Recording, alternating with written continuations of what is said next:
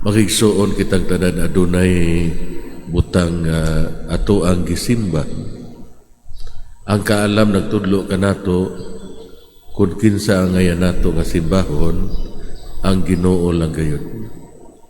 Ang Ginoo deserves our full hearts. Kay siya lang gayon ang ato ang tinuod nga amahan. Diya sa pagsimba ato ang makaplagan ang atong dako nga bahandi parihas sa gihimo ni sa usa ka mausikong anak.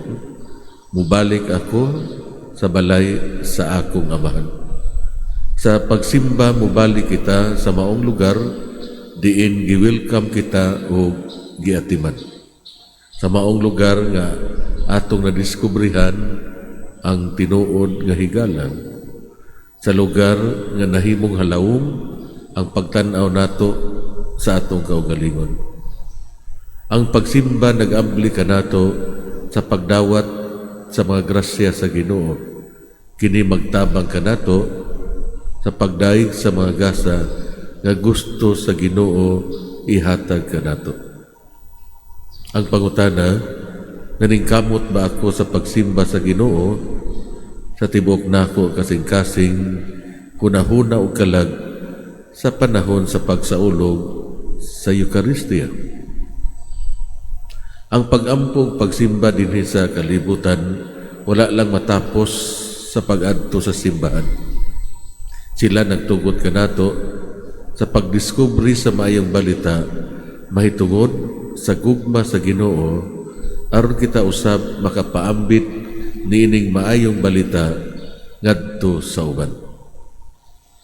Ang pag-ampo nga wala magdala kanato ngadto sa pagsangyaw mao ang paglimbong sa kaugalingon.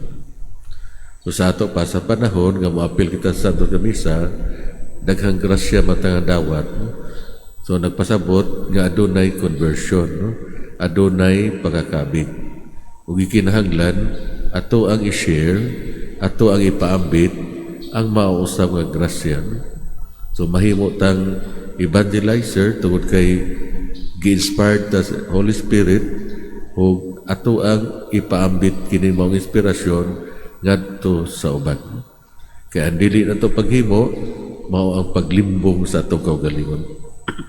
Ang atong Santong Papa nagpakita kanato nining halawong usuod nga koneksyon tali sa pag-ampo o pagsangyaw.